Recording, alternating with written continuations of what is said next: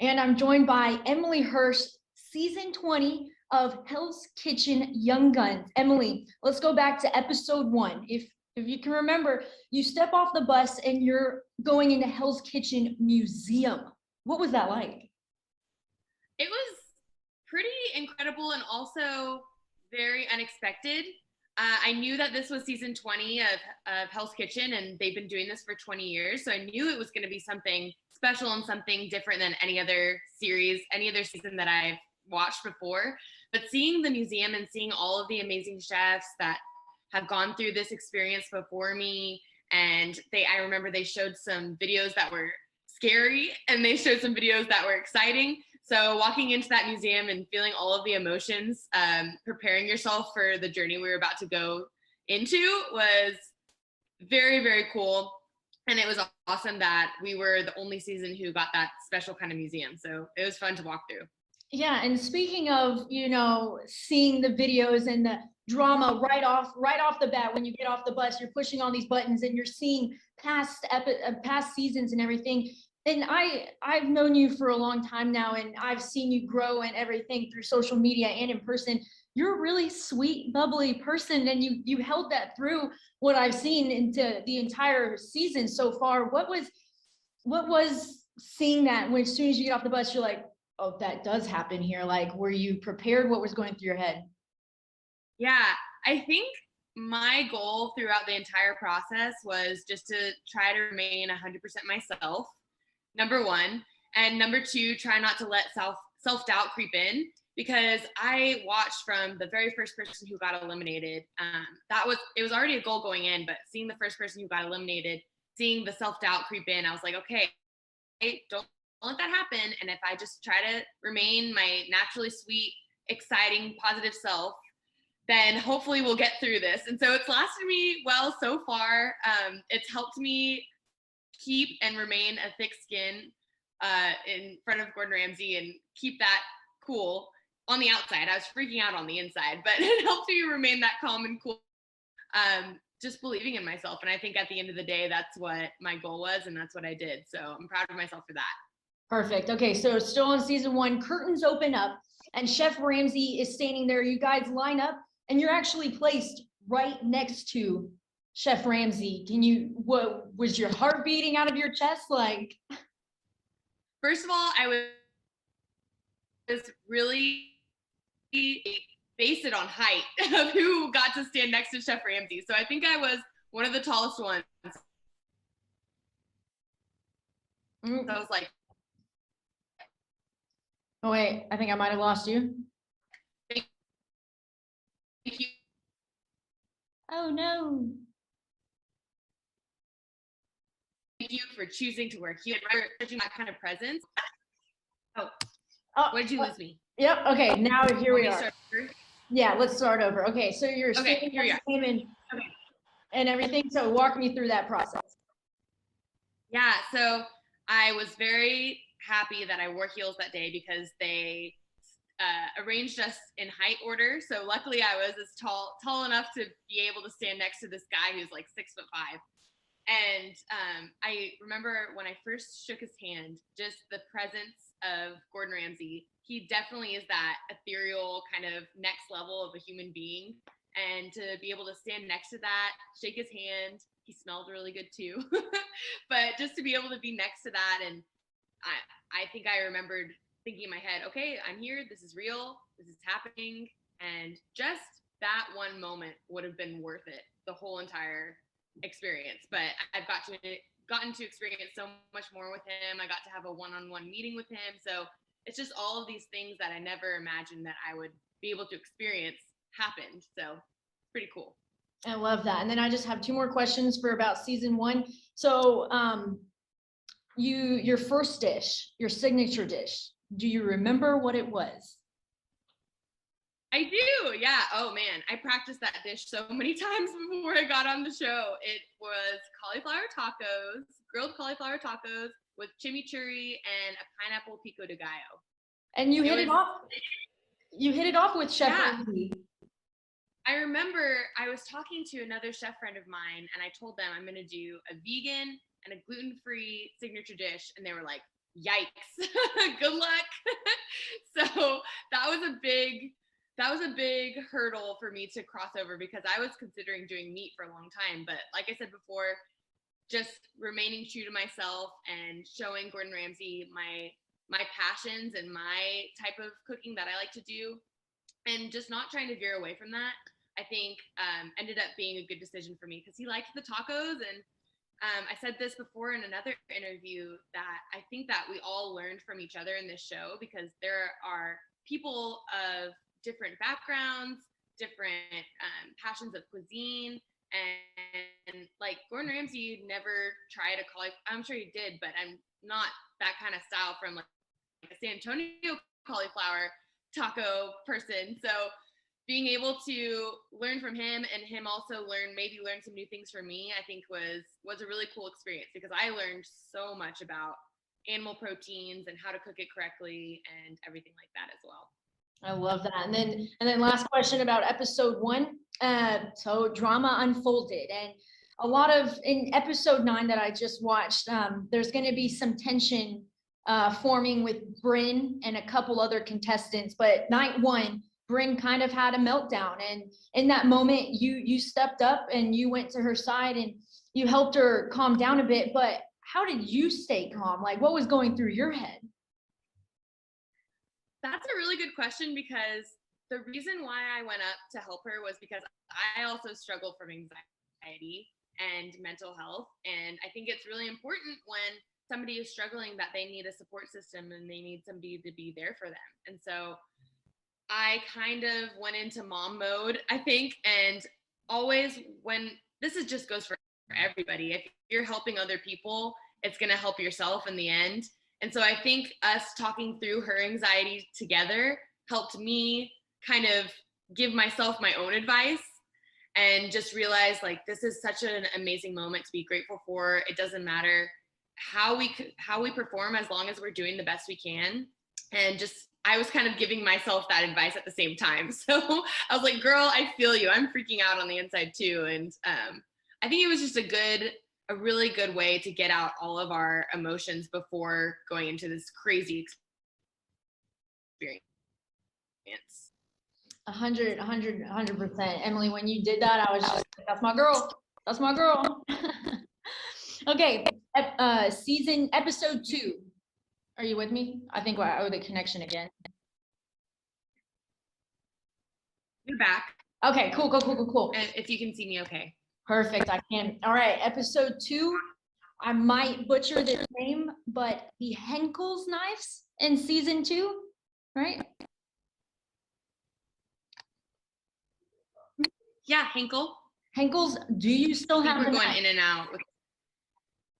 Oh yeah, they're right in the back. I just used them the other day. They're my go-to knives. I will not bring them out. They're like my babies. I have my knives that I bring to the kitchen, and then I have my knives, and those are my Henkels. I love that. Do you think later on you could like send me a video on your phone of you like showing me the Henkel knives? Yes, yeah, of course. I can send that to you for sure. I'm bottom half is pajamas right now, so I'm not gonna stand up. We're good. But after that, yeah, whenever, that would be perfect. And then, so what I'm doing right now, also, if you see my eyes going everywhere, I have my questions right here, and I have this like, I got this. It's gonna look really cool. Okay. All right. So 300th time of opening Hell's Kitchen. What was that? What was the 300th time of opening Hell's Kitchen like? A lot of freaking pressure. A lot. But also, it's just hitting these milestones with him. It's cool because you've seen this all on TV, and you've seen him grow as a chef, and you've seen the show grow, and to be able to be a part of this huge milestone of everything that Chef Ramsay's accomplished and the show has accomplished and made such an impact in America and how we watch competitive cooking shows. It was a blessing to be able to experience that and experience all the other milestones that come along with it.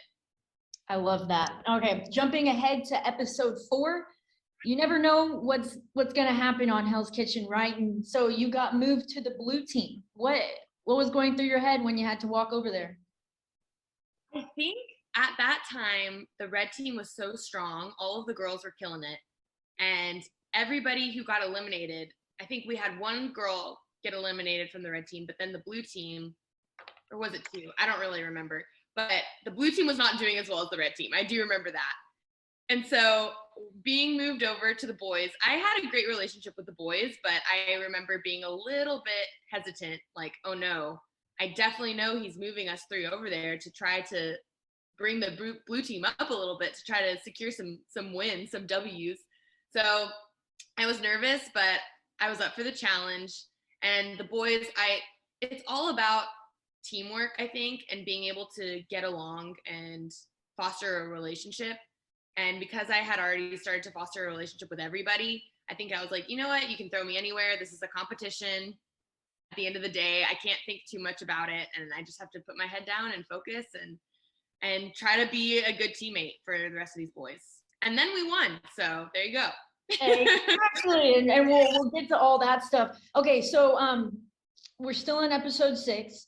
What was cooking, or not really cooking, but what was Chef Ramsay's daughter like? I mean, did you expect to celebrate or make food for her 21st birthday? What was that like?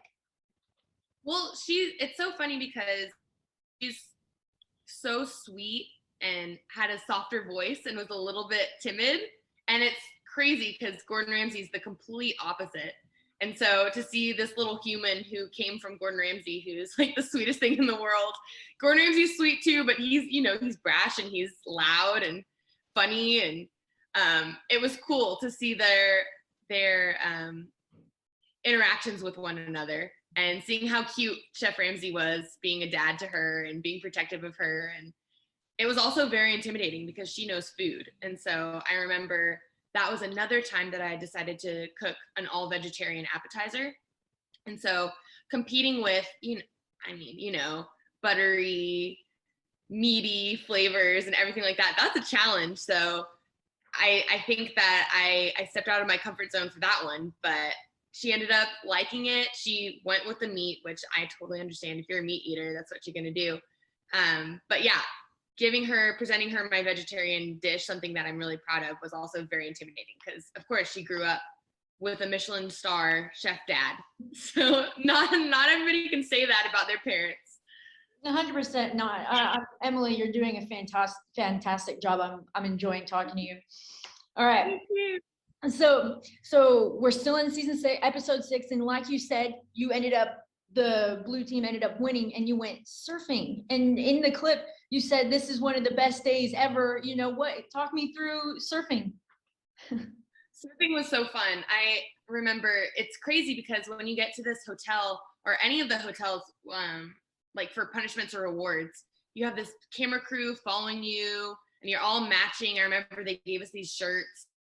So we were all like walking together as a team, and everybody's just like looking and like taking their phones out, and you're just not used to it. So I remember we were just like, no, like we're going surfing. Please no photos. This is weird. But once we got there, it was just so fun because none of us could surf. So every single round was a wipeout. And so we were just all competing on who could stand on the surfboard longer than the other person.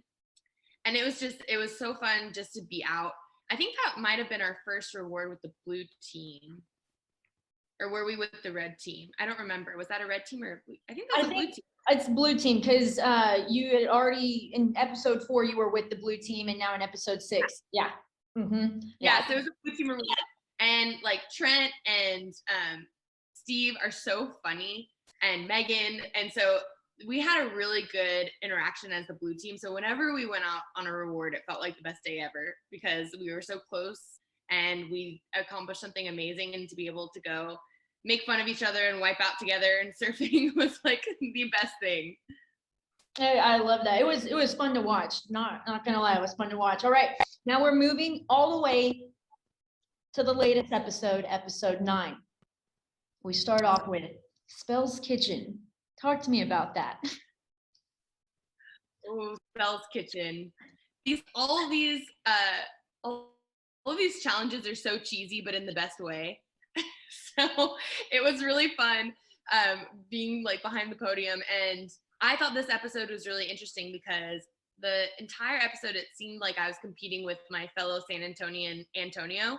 And so that kind of, in that sense itself, I had an extra feeling of competitiveness inside of me because I was like, okay, well, we're both from San Antonio. Like, who's gonna win in the San Antonio competition? And so it was fun competing with Antonio on that, and it was interesting because that's something that you don't expect to kind of like rack your brain about going into a cooking competition. You're not expecting to have to spell and scramble words, and so we were always kept on our toes by Chef Ramsay, and all of the challenges are just really fun, and they keep us excited and they keep us awake because I think that was like 7 a.m. in the morning. So having to unscramble all these words at 7 a.m. or this is like what, the third week or the fourth week of filming. It's crazy, but that was a really fun one.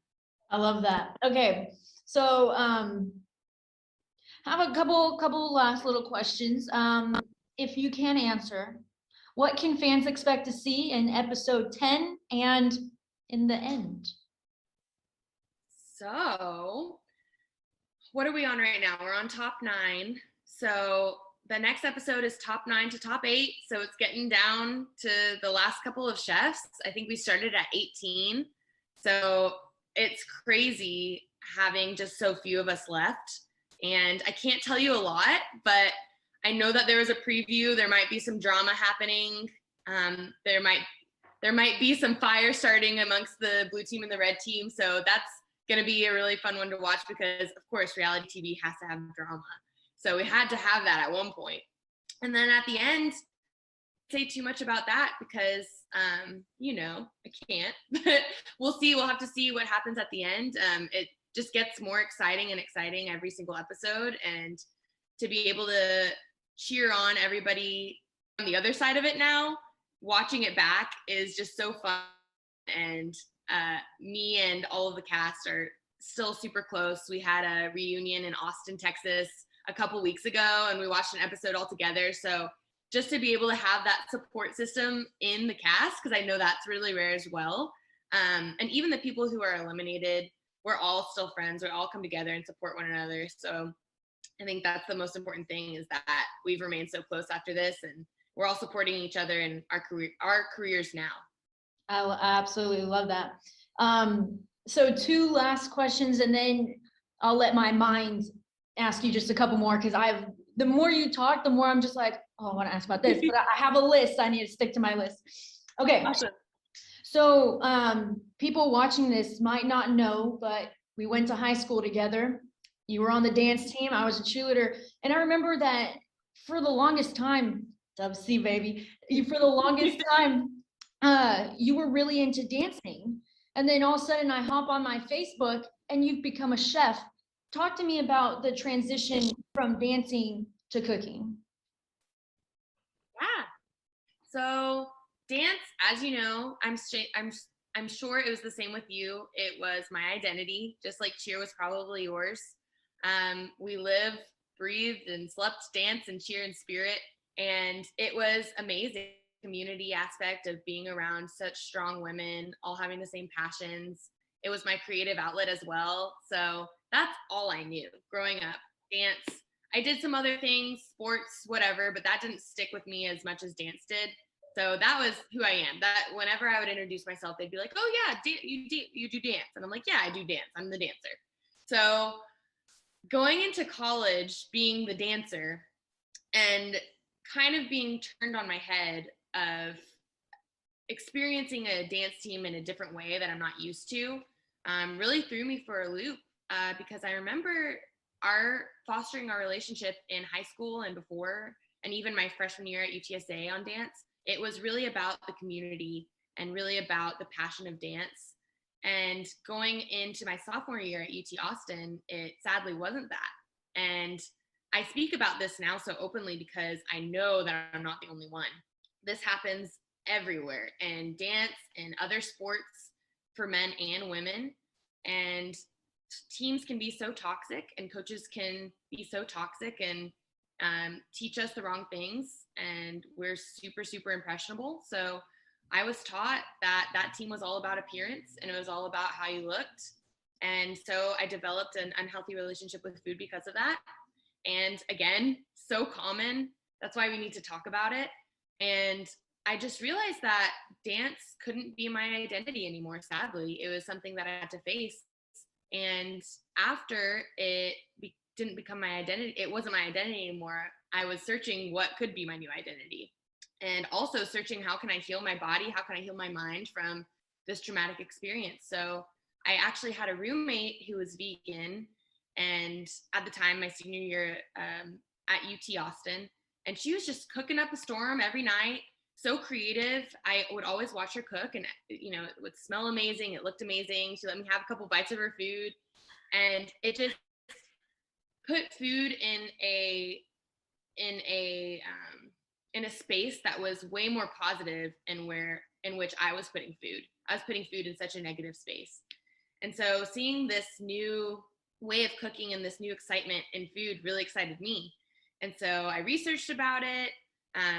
I watched a lot of documentaries. I thought a lot about it. And at this point, I was pretty well into recovery. So I kind of chose it for, okay, I want to take care of my health. This has nothing to do with diets, has nothing to do with weight.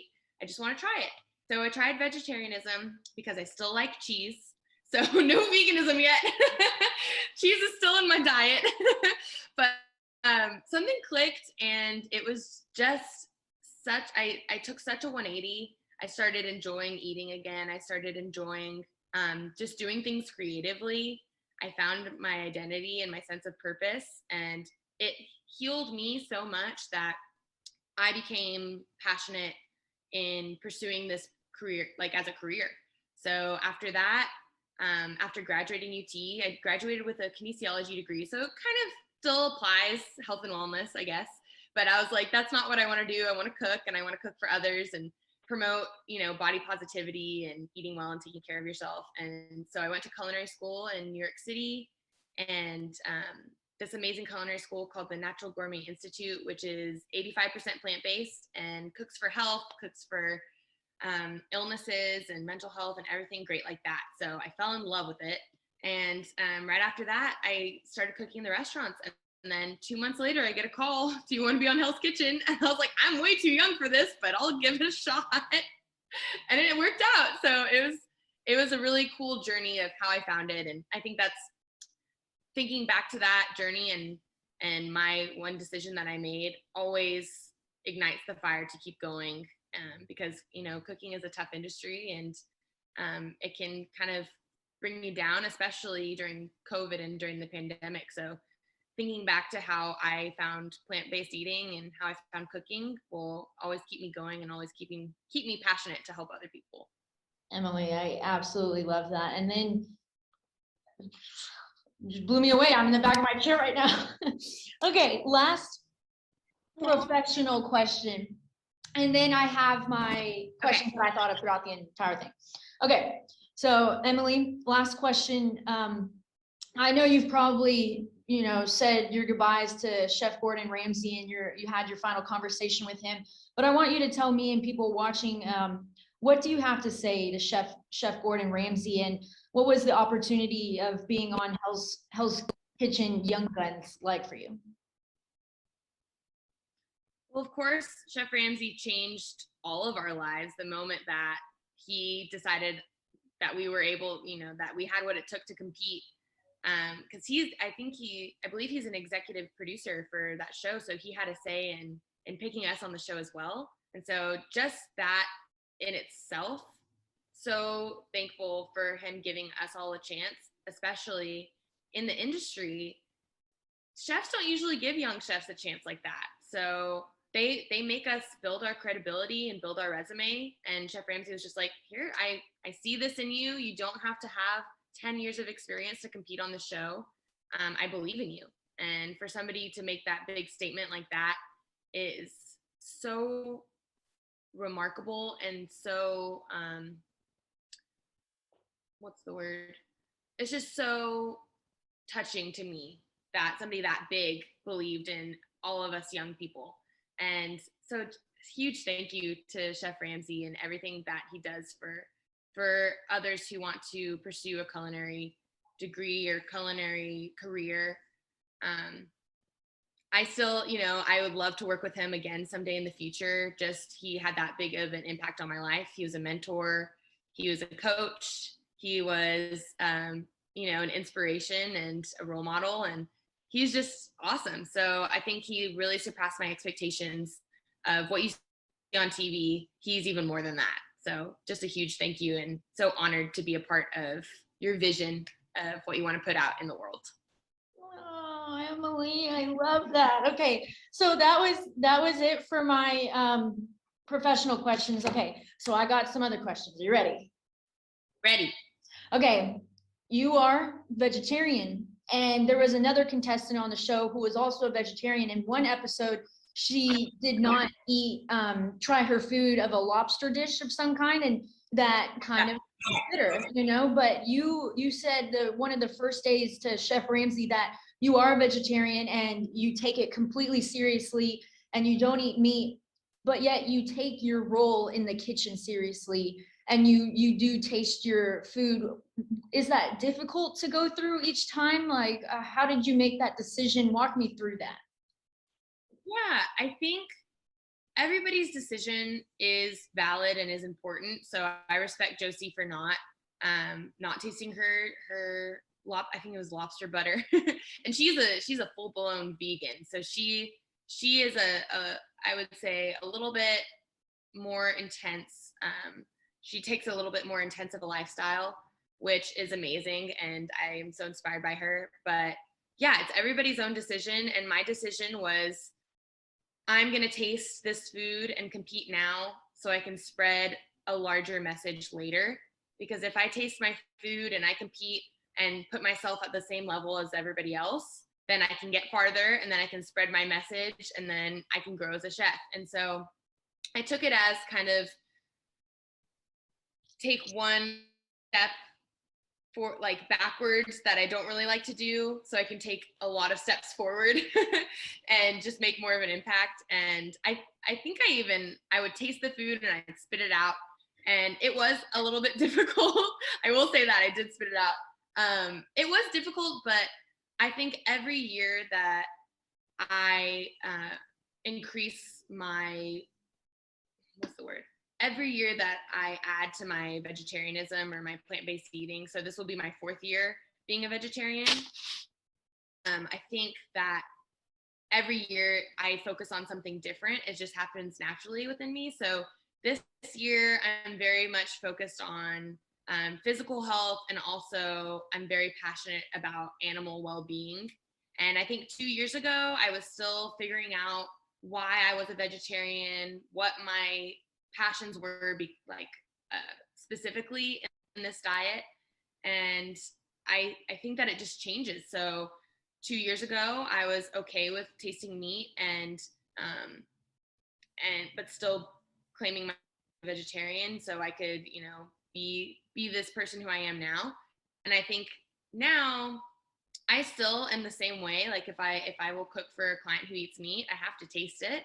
But hopefully one day I can just be completely plant-based and promote my message that I love. But it's like you have to do some work to get where you really, really want to be. And so that's what I always tell myself. And sometimes the work isn't what you really want it to be, but that's what I had to do to survive. And so it's kept me there. And hopefully the plant-based eaters, because I know some are very passionate about abstaining from it 100%, which I also really respect, but hopefully they can understand why I did that and why I decided to taste the food, and so I can spread more veggie love. 100%, Emily. That was perfect. And I'm definitely, I can't wait to share that message too for you and for everyone else. It's really important, and I 100% respect that, and it's absolutely beautiful. So thank you so much, Elizabeth. You're the best. Thank you. Okay, I have one last question, which comes in a 3-part question, and if you can do it as fast as you can, okay? So wait, let me get them right. Okay. like speed round. Are you ready? So I want your most favorite dish that you made on the show, the most favorite award that you got to go on the trip or whatever, and then the contestant or teammate that you connected the best with, if there is one. Okay, easy. So first dish that I liked the best was the sweet potato curry. I made it for Chef Ramsay and a James Beard Award winning chef. And I was going against Bryn, who's really good at Asian flavors. And I ended up getting that point. So that was a favorite dish that I created on the show. My favorite reward was when we flew on the private jet and then we stayed at Planet Hollywood. It was actually my 23rd birthday that day. So it was like the best birthday in the entire world. I will never be able to top that birthday. And then the contestant who I got the closest to was, of course, my veggie sister, Josie. We got really close because we both were experiencing the same thing on the show, and we understood each other, I think, a little bit more than other people did on the cast. And so she was really special during the whole time, and she was a great support system. Emily, you're fantastic. Fantastic. That is, I know that I could go in I could talk to you all day about every single detail, but I'm holding myself back. So you're welcome. And of course, so you make things really easy. So thank you so much.